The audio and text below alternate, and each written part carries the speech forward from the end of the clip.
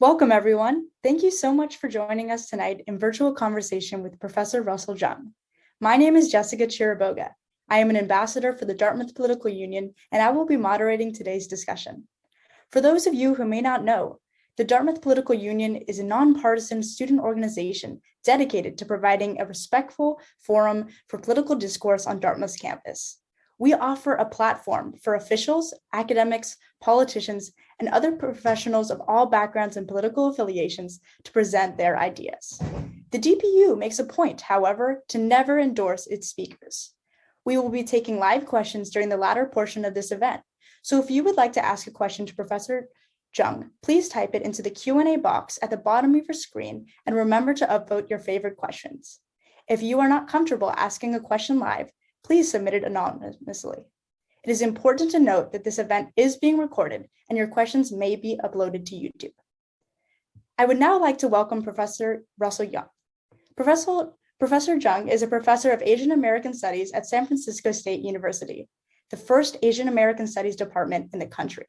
He received his bachelor's and master's degrees from Stanford University. After work in China and the mayor's office of San Francisco, he received his PhD from UC Berkeley in 2000 and began teaching at San Francisco State in 2002. In 2020, he co-founded Stop AAPI Hate in 2020 to track and report the startling rise in anti-Asian violence and discrimination due to the COVID-19 pandemic. Time magazine recognized Professor Jeung in 2021 as one of the 100 most influential people in the world for his advocacy. And beyond his advocacy, Professor Jeung has written extensively about race, religion, and social movements in Asian American and Pacific Islander communities. His most recent book included Family Sacrifices the Worldviews and Ethics of Chinese Americans and Moving Movers, Student Activism and the Emergence of Asian American Studies. We are also joined by our wonderful moderator, Professor Horiyuchi, a professor of government and the Mitsui Professor of Japanese Studies in the Government Department and Program in Quantitative Social Science at Dartmouth College. Professor Horiyuchi earned his master's from Yale University in 1995 and PhD in political science from the Massachusetts Institute of Technology in 2001. His renowned research focuses on applying experimental designs and statistical methods to a wide range of empirical questions in political science involving countries across the world. His interests include foreign and global public opinion, Japanese politics, diversity, elections, political methodology, and other topics, and his work has been featured in top academic journals and publications. His most recent book is Campus Diversity, The Hidden Consensus, published in 2020. I will now give the floor to Professor Horiyuchi to moderate our event. Thank you so much. Okay, thank you, Jessica, for your nice introduction. And thank you, Professor Russel Jeung, to attend this event and sharing time with me and with us. And it's my and our honor to invite you to this event. And yeah, I would like to ask you also questions. And I also want to say thank you to Jessica and other leaders of Dartmouth Political Union to organize this event. And I personally think this is an extremely important event at the right timing, because after the COVID-19, as we know, and actually I will ask some questions about this, but we have seen the rise of anti-Asian and Pacific Islanders hate crimes and violence and incidents everywhere in the US and maybe around the country. And we are struggling, and we want to know what we can do. And then I actually personally have some, my family have had some experiences, and I'm also struggling to increase awareness of these issues within this campus. So yes, this is a really good time for me personally, but for many people to ask questions about the current situations. And another reason why this event is perfectly organized at the perfect timing is, as many of you perhaps know, Dartmouth students have tried to introduce Asian American Studies program for decades, and nothing has happened.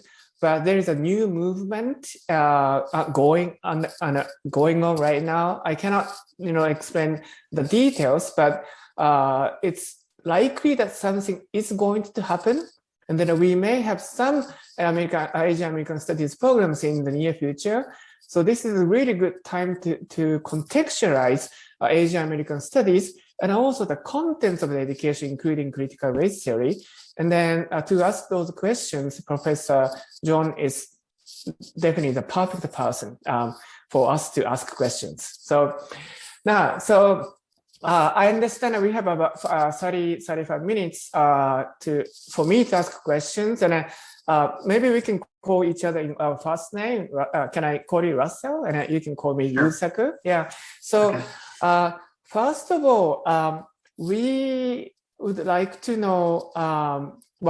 We want to know more about how Asian Americans, or more broadly, Asian American and Pacific Islanders have been treated in this country, and historically, but more importantly, in the context of the rise of COVID and also the increasing tension between the United States and China. So would you please give us some background information about anti-Asian AAPI hate in this country? Yeah, thank you, Yusaku, and thank you, Dartmouth Political Union, Jessica, for inviting me today. I'm really honored to be here, and I'm excited to join you in your journey for Asian American studies and to seek racial justice at Dartmouth. Like Professor Horiichi said, Asian Americans have long faced racism, especially in the form of being the yellow peril, that we're seen as threats to the West. The term Orientalism acknowledges that Asians are depicted and represented as inferior outsiders who are opposite the West and are unassimilable and different from the West, the mirror image of the West.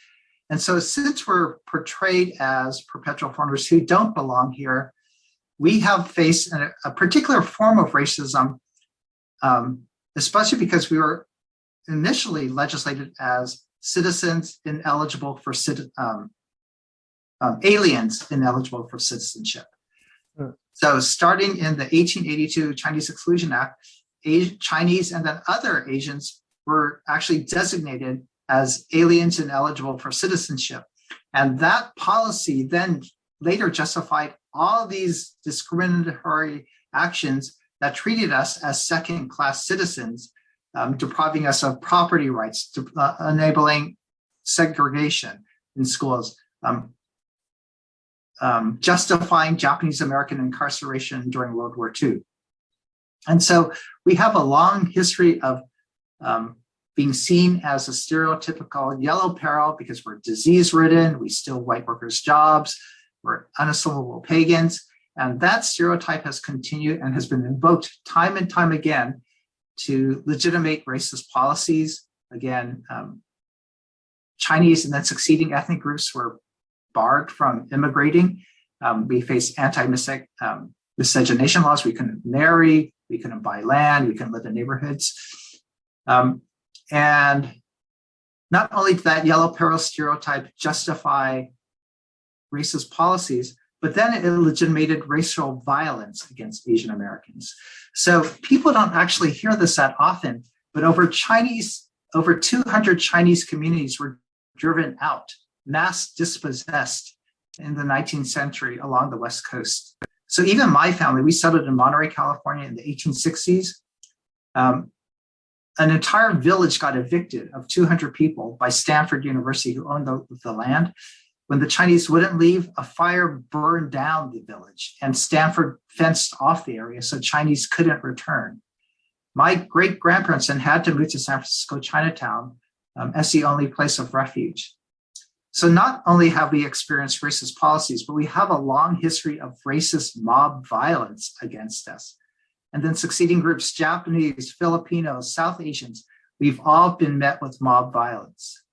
That leads us to today, because we see history repeating itself. The yellow peril has been re-invoked. Asians are seen as a Chinese virus, that the virus is Chinese and Chinese are the disease carriers of that virus. And so we're seen as threats to the nation's public health. And so we experience racist policies. President Trump banned Chinese scientists and researchers. He suspended migration visas. He extended the Muslim ban. He cut refugee resettlement. He cut H-1B visas.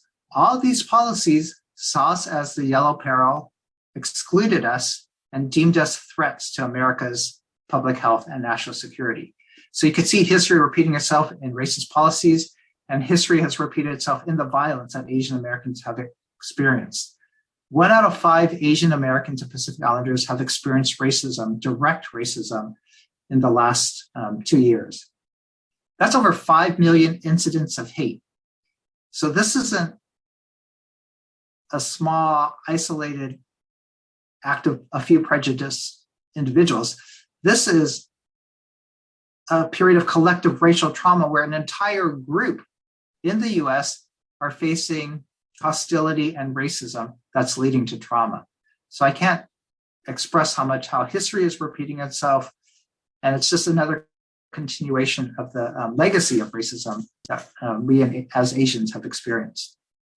Okay, thank you so much. And it's really, I'm obviously also an Asian. I'm from Japan, and so it's really sad to hear the historical fact. And then it's also sad to hear that history is repeated. So I think in your view, what we have observed in the past 2 years is essentially nothing new, right? It's happening again. Well, we have similar things happen again and again in history, but it's again happening again. So that's really the sad to hear, but I think it's important to face this fact. But here at Dartmouth, I don't want to spend too much time about my own experience, but I am, until recently, I was one of the leadership team of Asian Pacific Islander Caucus, APIC, which is a support group for the staff and the faculty members.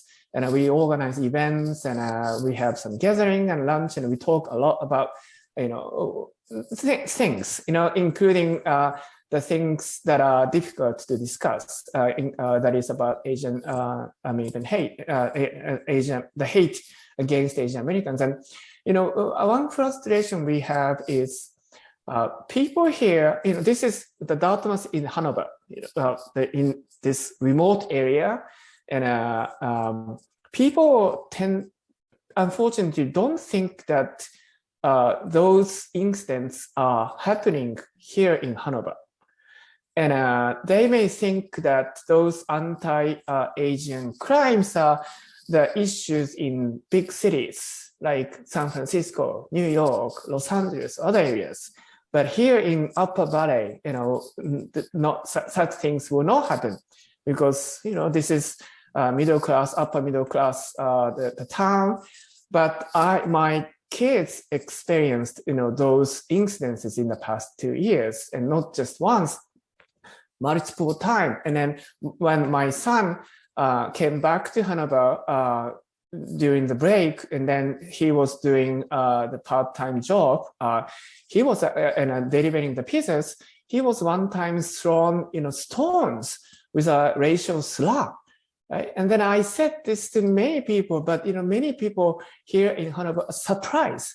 But what you just said, and then what you have found through your Stop AAPI Hate is this is happening everywhere, right? So the next question I definitely want to ask is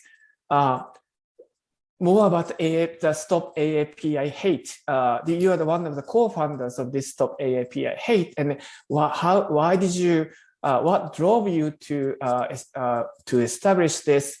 What are the purposes, and what you have found, and what you're working on? Thanks. Well, I'm really sorry to hear about what happened to your son, having rocks and insults hurled at him. And that's actually typical, sadly, of the type of stories we receive at Stop AAPI Hate. It's an online website in multiple languages for Asians to report. 1 out of 6 of our cases involve physical assault. Another 8% of the cases involve people spitting and coughing on Asians. It's just sort of aberrant, dehumanizing treatment again, across the nation. And then even worse, against vulnerable populations. Women report twice as much as men. Elder people are reporting it. So it's just, I don't know how you feel, but it's just angering, it's disgusting, and just really sad to see our society produce and socialize individuals where they feel free to spit on others or throw rocks at others.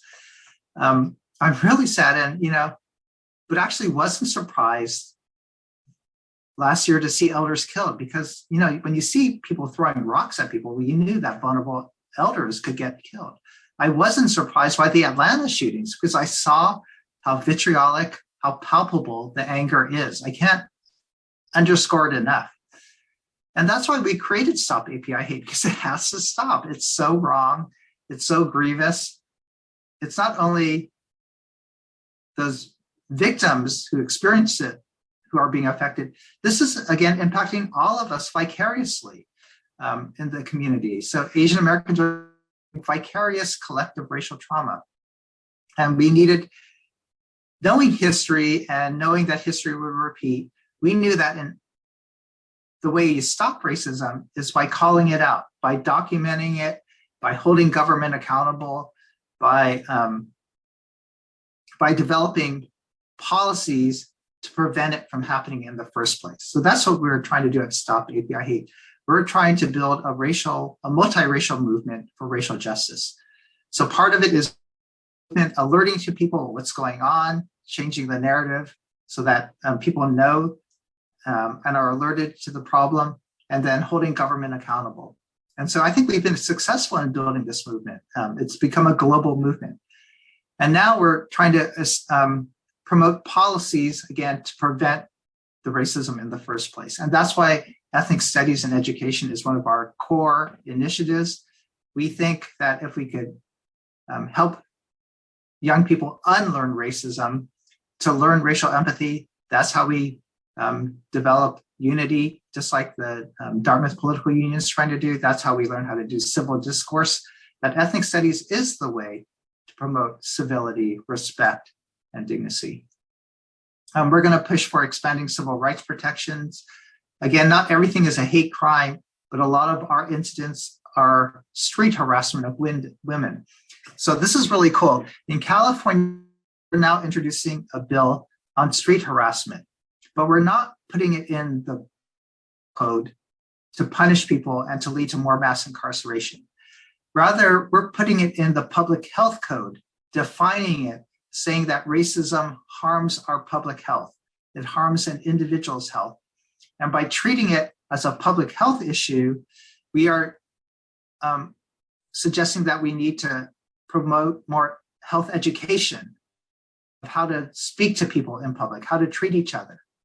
So this is a first in the nation way to address gendered street harassment. Women face it all their lives. It shouldn't be normalized. And it's our way to work, again, in solidarity with other communities of color who face harassment, other vulnerable communities of women, to address the hate at that level. So we at Stop API Hate was founded to address this hate and to come up with policy prescriptions to deal with where hate occurs and to build a movement so that we can all work together against racism and for racial justice. Wow, this is quite impressive. And yes, I fully agree. It's first of all, it's important that we need to know the fact. We need to get more data. I do lots of data analysis. I'm a data person, so I know the importance of data. And then once we collect data, we need to think about what we can do. And then, it's great to know that you are pushing hard, to introduce those policies. And but it's not really bad. But when it comes to the changes in the future, I always think that universities are so crucial, right? Because we are educating the next generation, the leaders and the people in the society and in the entire world. And then also at universities in the US and elsewhere, but just focus on the US, those universities are the venues where so many Asians and Pacific Islanders, Asian Americans interact with other minorities and other the white students. So interactions and conversations and also the educational opportunities at those institutions are so crucial, I think. So I understand that San Francisco University, where you are affiliated, has a really big Asian American Studies program. But as I mentioned at the beginning, we don't have such a thing, even though we have a really large, increasing large number of Asians and Asian Americans, and the students have been pushing so hard the college administration to introduce the new program. So the next question is, what can we do? This is a really difficult question, but many people at Dartmouth want to know how we can introduce Asian American Studies program. Yeah, that's a great question. I think, I guess I'll answer it in a couple of ways. We at San Francisco State have over 60 classes in Asian American Studies each semester. We have classes ranging from Chinese American literature to Asian Americans and environmental justice, from Filipino American history to Asian American sexuality. Did you say 60 in each? Yeah, 60 sections. Yeah, each semester. Wow. So the field really is developed. It's a legitimate academic field. And the way we've been able to institutionalize it, we've been around for 50 years, is that we've demonstrated that not just Asians, but all students need to learn about the role of race in our society. All students need to know about how to make effective social change for justice. All students need to learn, if we're going to be in a more global, diverse setting, how to be culturally competent.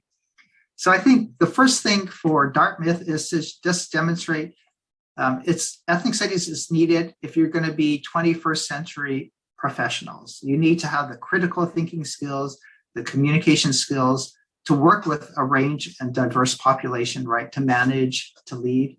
And then you need how to be bridge builders in this society that's increasingly diverse. So first of all, the push for ethnic studies, it helps all students gain those critical skills of critical thinking, communication, and cultural competency.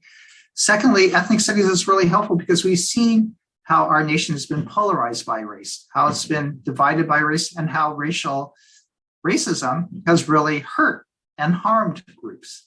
And if we want to seek justice, if we want to have America that pursues its ideals of equality and justice, then we need to tackle the issue of race head on and learn about it and study it and then come up with approaches to improve on it. So, but what's happened is that ethnic studies is often seen as an example of identity politics, that it's only for minority students, that it's not academically legitimate enough. And so what Dartmouth needs to do is to show how necessary it is, how useful it is, and how academically legitimate it is. So bringing in guest speakers, having students really show up at these events would be really helpful, getting alumni involved. The other thing I would recommend is that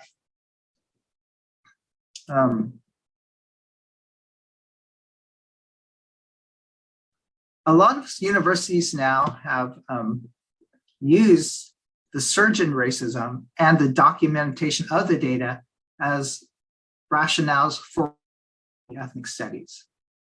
So for example, Northeastern, they came up with the undergrads themselves came up with a 70-page document detailing the racism that's going on across the nation using Stop AAPI Hate data, but then they detailed all the microaggressions and experiences that students have felt as undergrads. Then they documented the lack of classes that they have and the increasing enrollment. And so when they created all this report and gave it to the administration, that's our power. Our knowledge is our power. Our data is our power. And that convinced the administration at Northeastern. They're hiring a couple of Asian American doctors. They actually staffed an Asian American center with 4 new staffers. So I think that's one of the ways you make change, is that you document the need, you get students to share their own experiences, you get alumni to write letters of support, and then at least you could protest and demonstrate from the outside, and that's powerful.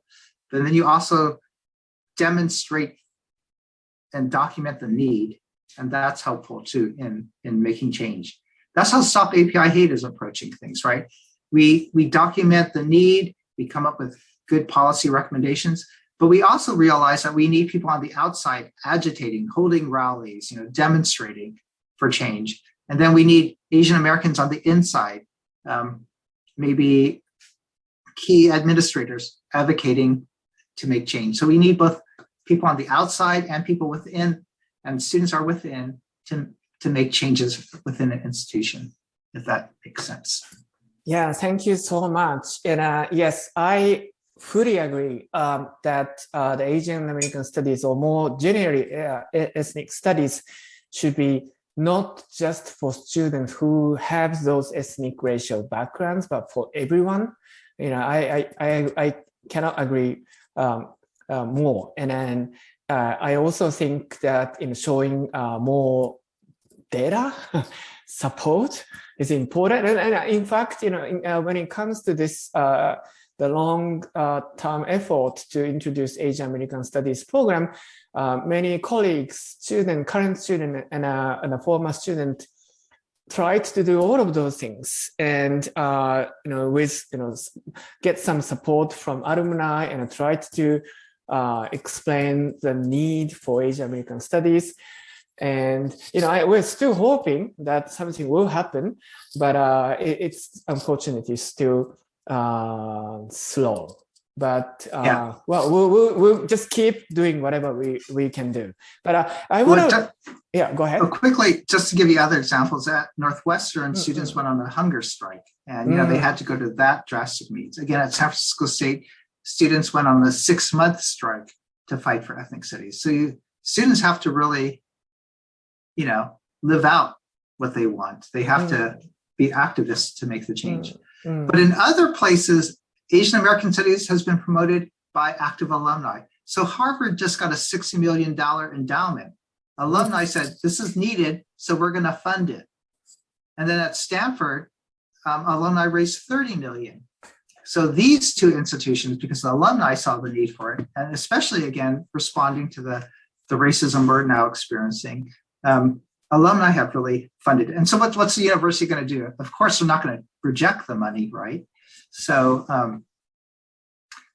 have your parents, cough up the money, and maybe yes, that's actually one of the new developments here at Dartmouth, and it's fundraising is happening, and it's still small, but I hope that the fundraising will be more successful, so that we can secure some tenure lines, so that we can introduce the permanent faculty members for the Asian American Studies program or the department.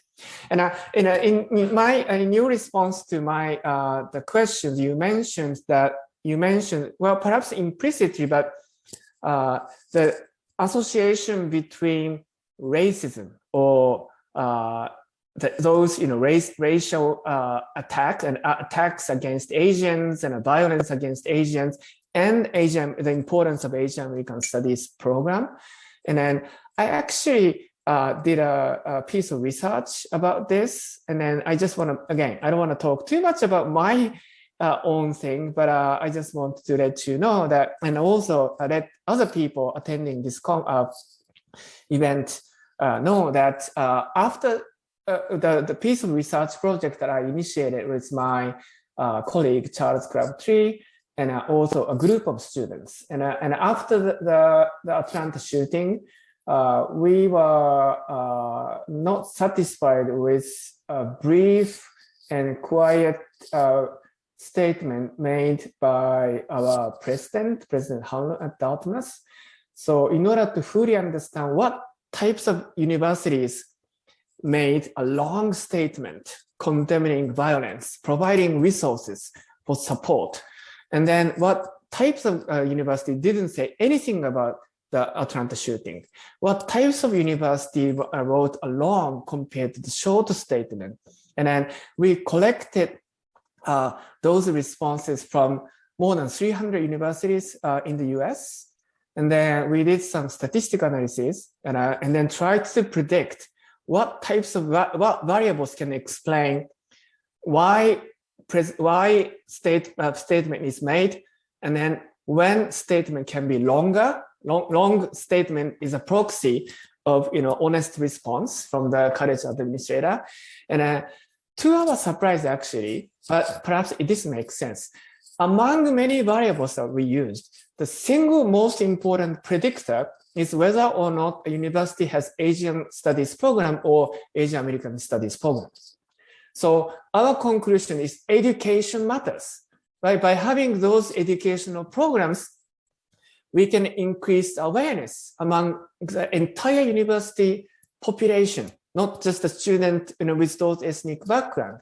And also by having those institutions, students, of course, can learn history and other lots of issues surrounding the Asians and Asian Americans. And also, by hiring those faculty members, we can introduce more events, and then that's the program or the department becomes an important platform for students and faculty members and the staff and the community to learn about and discuss Asian American issues. So I strongly see empirical connections between the importance of Asian American studies and the actions against stop AAPI hate. So yeah, so that well, not coincidentally perhaps, but what you are doing and what I did, in my statistical analysis are, essentially the same thing. So now, given actually, can I quickly comment? That's really powerful to find that. I'm finding that by having Asian American studies, universities are more sensitive to their student population and make statements. And so, just to give you so at Dartmouth, what I understand is the president only put up a statement on the website, whereas at other schools, like at San Francisco State, our president wrote more than one letter to all the campus community, to students and faculty and staff, denouncing the racism and calling. Not only did we make statements, but those statements are powerful because it signals to Asian Americans that they belong, that they're part of the community, that they're not invisible, that racism won't be tolerated. But then once that statement is made, we're going to stand in solidarity with vulnerable populations, then we could hold the president and the administration to be accountable to what they said, right? They have to put money where their mouth is. So at San Francisco State, we've had mental health support for Asian Americans during this time. We had one session during finals week where we got over 130 students together. The trauma they're dealing with. That's what's needed. That's how a community and an institution can support the student population.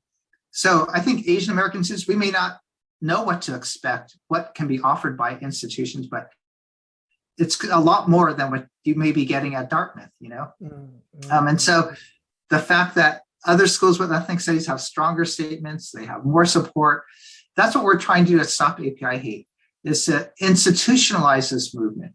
We don't want this just to be a moment where people complain and put something on social media. We want to create policies that are long lasting. And that's why we need to institutionalize Asian American studies, because then it'll be a policy that lasts even past this moment of COVID-19 racism, so that we can address racism for the long haul and prevent it as well. Okay, thank you. We still perhaps have like maybe 5 more minutes before we ask the participants to ask some questions. Now, I would like to ask you another question, more specifically about the contents of education, specifically about the critical race theory.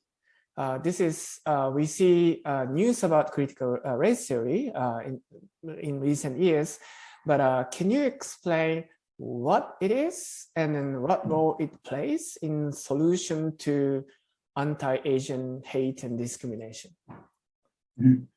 Critical race theory is initially a legal theorization of how racism is embedded in our nation's institutions. And as I said in the beginning, you could see how policies have been racialized to institutionalize racism, like slavery, the stealing of indigenous land, the creation of a category, aliens ineligible for citizenship. All those policies legitimated racism. And as we understand how racism gets legitimated and justified, we also understand how racism gets socialized by institutions too. So that's what critical race theory is. It's an investigation of how race gets created by institutions, perpetuated by institutions, and then recreated. It's just like education, right? If you keep on getting a history without Asian Americans, if you keep on hearing a history without the story of women or people of color, that's going to perpetuate an understanding of America as a white Christian nation. That's an example of how critical race theory would view history, right? And the teaching of history. So now there's a movement to get rid of critical race theory because politicians are fearful of race being introduced. They're saying that students become uncomfortable or being deemed racist for being white. And so it really is a backlash against the Black Lives Matter movement. It really is a political attempt to galvanize white voters, I think, and to create a political movement so that they run for school board and eventually run for higher offices. So this anti-critical race theory movement, which tries to disregard or to ban the teaching of race, I think is really a political movement to gain more white power, if that makes sense.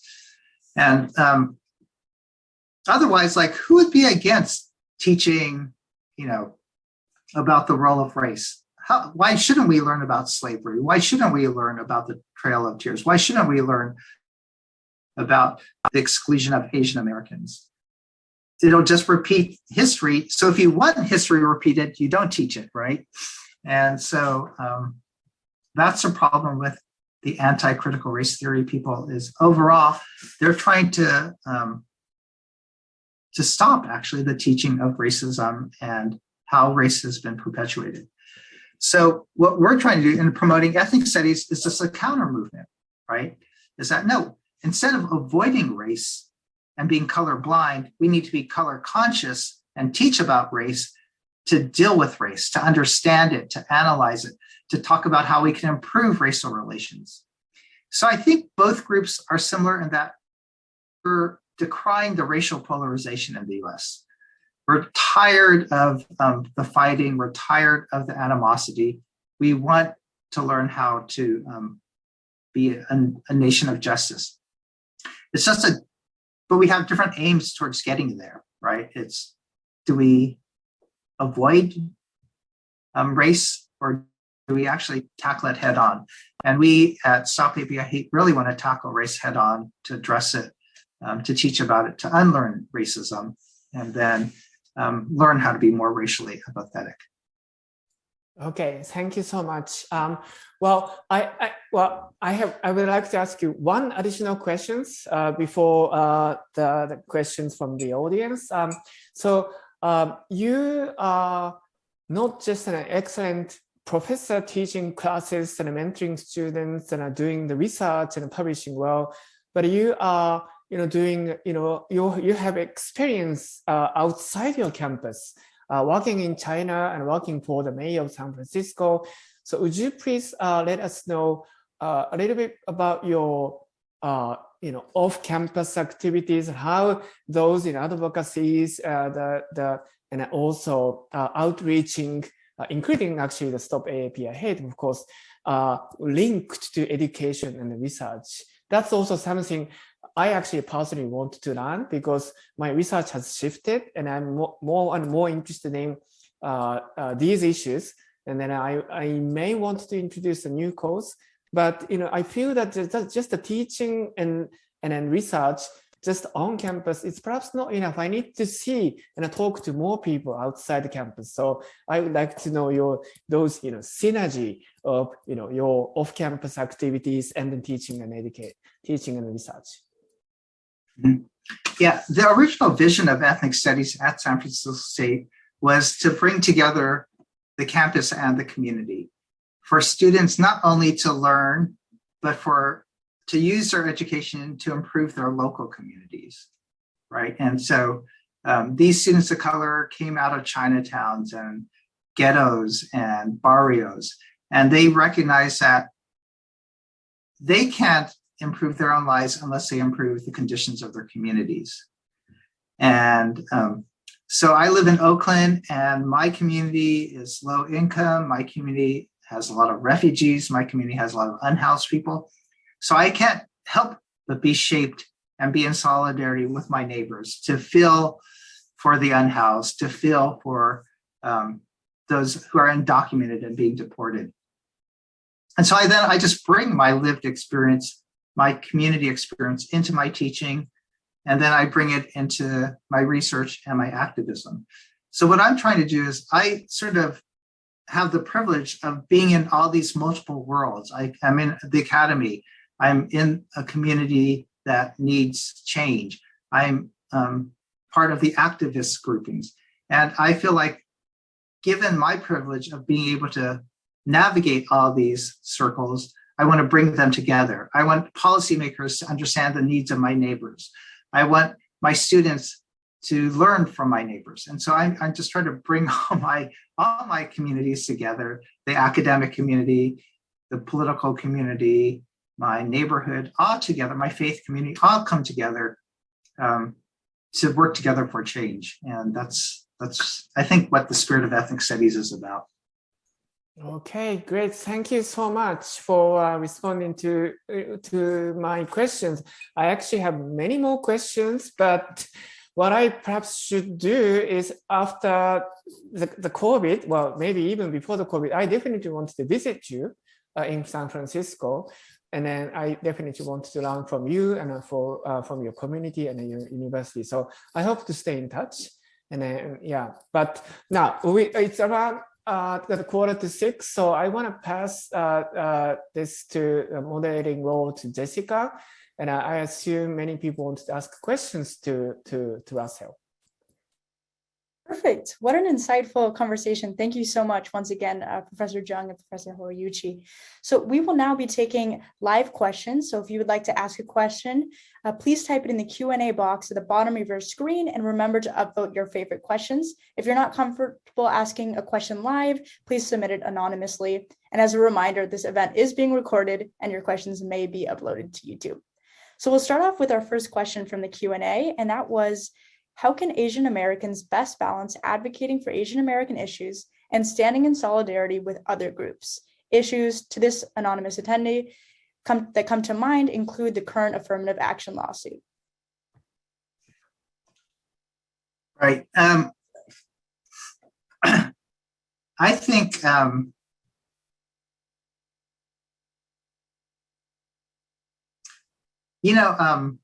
first of all, I'm glad that we're talking about how do we pursue racial justice. And you could do that in multiple ways. And you could fight for Asian Americans, you could fight for African Americans, you could work for other communities of color, depending on your passion, depending on your interests.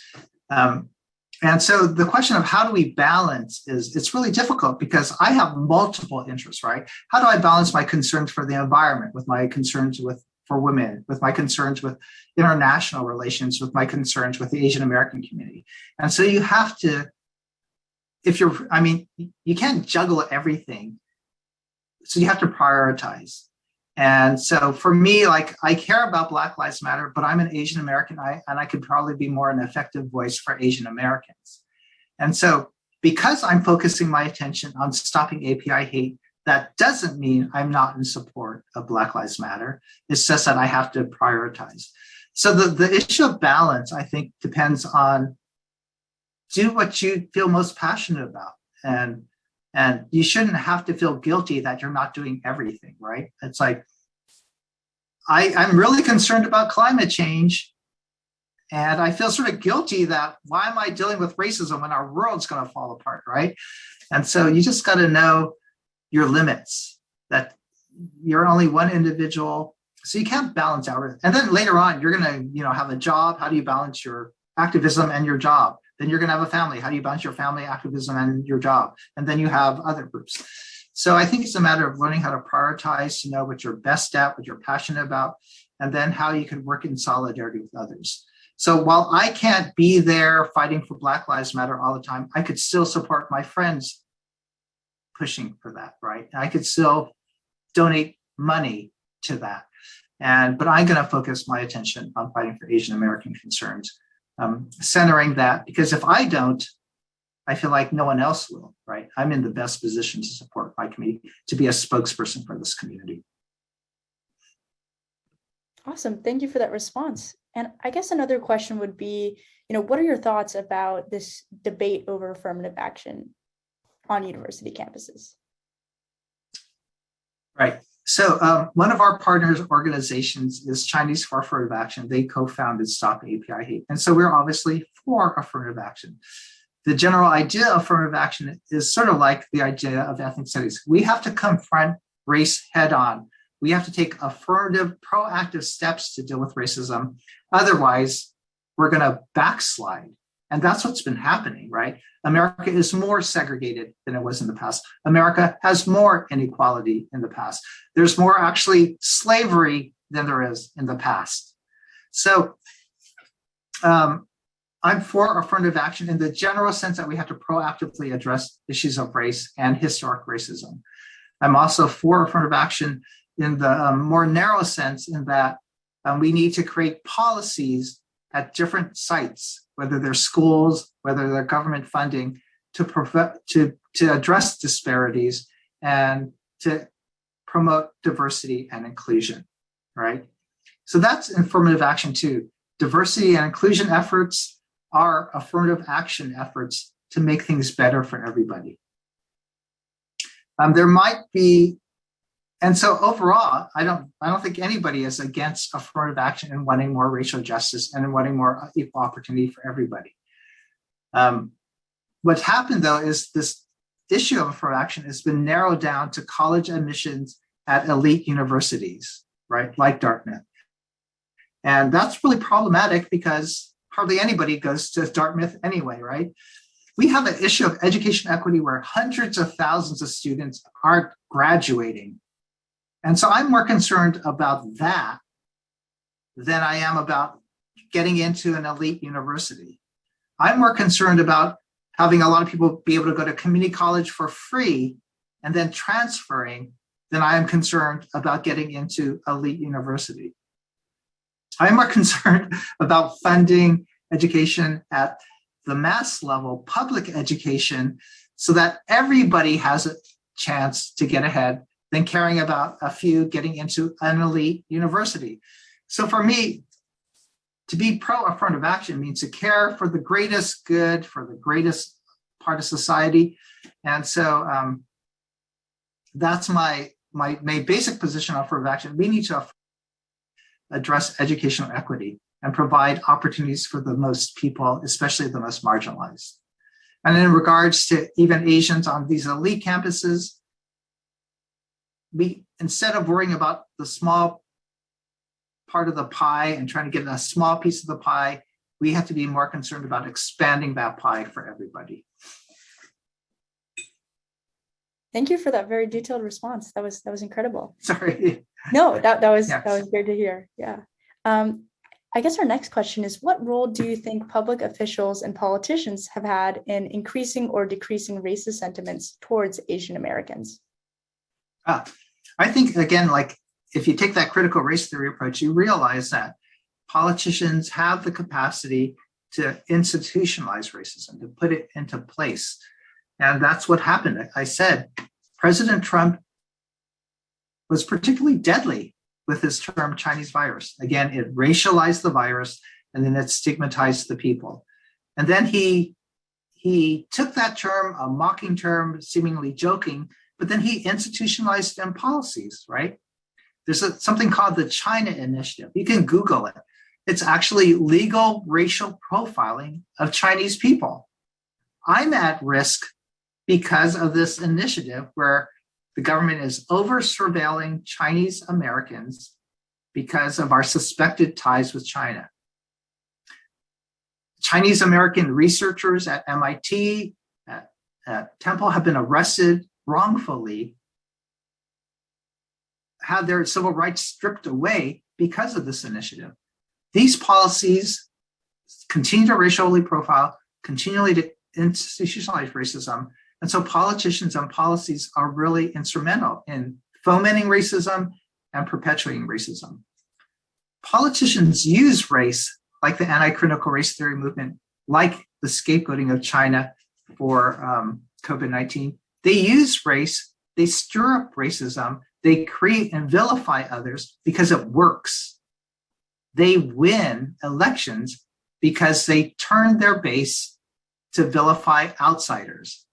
That's why we have mass incarceration. That's why we have mass detention. That's why we have mass bans. That's why we have mass shootings against Asians. It's because politicians are benefiting from the creation of the other. And so I really hold to account politicians to be more circumspect, to be more careful, to not use xenophobic rhetoric just to get a soundbite or to get attention, but rather we need politicians who are concerned to create civil discourse like the DPU and to create unity and union rather than animosity and conflict. Awesome. So our next question, our question person wants to ask it live. So Armita, are you okay with us unmuting you? We'll have our text yeah, sure. Sorry. Hello. So I just through research and stuff have learned a lot about minority myth, and it's something that's just very fascinating to me and interesting, especially when we're thinking about transcultural and transracial social movements. And so how can we combat the model minority myth, because it really isn't benefiting anybody? Right. Thanks for the question, Amrita.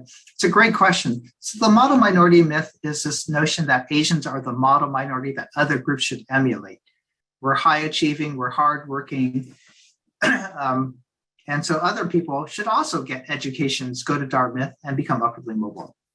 The problem with that myth, first of all, is that it masks the issues that Asians face. If we're the model, then we don't face problems.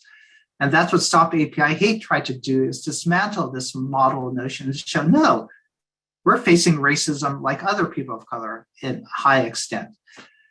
The other problem beyond masking the issues that Asians face is that it creates animosity between racial groups, right? It drives a wedge between us because people are saying, why can't African Americans and Latinx people be like Asians? And so it's that divide and conquer approach, like affirmative action, that divides people of color rather than brings us together.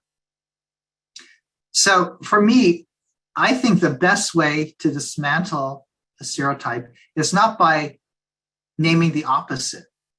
So a lot of Asians say, oh, we're not the model minority. Look, I'm so bad at math. Oh, we're not the model minority. Look I suck at, I don't know, I got a B, an Asian F. So instead, what we need are more Asian Americans to document the issues that we're facing.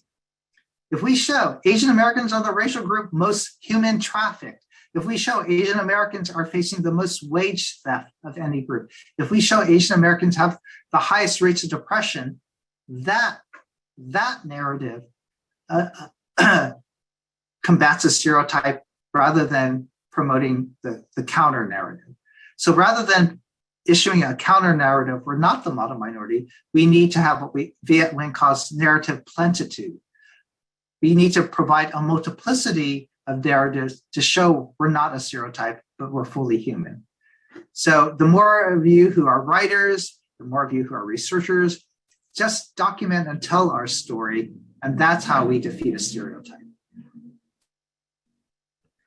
Perfect. So I think we can do maybe one short, quick question. So this next question is asking, there's been a lot of rhetoric in the media that pits Stop AAPI Hate and the Black Lives Matter movement. How do you think we can best work to advance each other's movements from an organizer's standpoint? I think we demonstrate by working together on issues that relate to us, that we have common ground on. And so again, Stop API Hate is sponsoring legislation to address street harassment. That legislation is introduced by, again, Black and Latina legislators, because we all face, well, not all, but women especially face street harassment. So we're working with them on that. We're promoting ethnic studies. We're going to work with NAACP and the Teach Truth in Schools movement. We're going to work together to address the CRT movement and to promote ethnic studies. So we find points of commonality where we work together rather than just say, oh, we're competing for attention. It's like, no, there's a lot of issues we could work together on. And that's our strategy. We're trying to build multiracial solidarity by working on issues of common concern that help everybody. Incredible. So thank you so much. That was our last question. And I just want to thank you, Professor Jeung and Professor Horiuchi, for a truly informative discussion. I think that these discussions are great to have on campus to expand people's understandings. I would also like to thank the audience for their questions and attendance, and the DPU for their incredible technological work to make this event possible.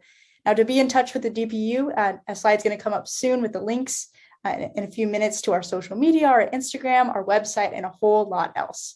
This will be uploaded on YouTube as well if you would like to revisit or send to a friend. We hope to see you soon, and it was an honor having you all with us. Thank you so much and have a good night. Thank you. And thanks, Jessica, for moderating. Thank you.